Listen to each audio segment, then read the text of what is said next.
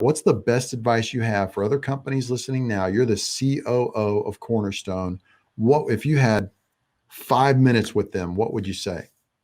Yeah, I think. So if I'm curious, if I said here's the best piece a few weeks ago, if I would say the same thing now or not, if I remember exactly what the same thing was. But I think that I think there's a handful of things that are key, but I think the number one is like understanding the back end data and processes, which is still maybe not an exact single thing. Did your pods die or am I out? I'm good. Oh, okay. So yeah, I think understanding what your numbers are and what your metrics are to get you to success. Like how do you recognize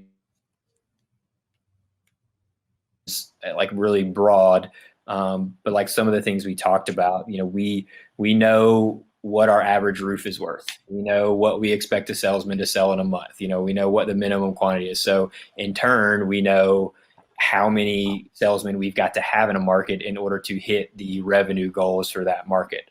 And so doing that back end diligence, and it's not even super tight numbers. It's fairly rough, but it's again, we know, we can pull from our CRM. Here's the average contract price, year over year, and then divide that out across how many per month per salesman, and then okay, how many salesmen do we need in a market, and then you definitely have got to have the repeatable processes. I mean, that's if you don't have a training process that translates into a new market with guys or girls that don't know anything about you yet, then you can't jump off that cliff and go into a new market. I mean, how are you going to, essentially franchise what you've done in your primary market into a new one, if you don't have that stuff codified and written down somewhere.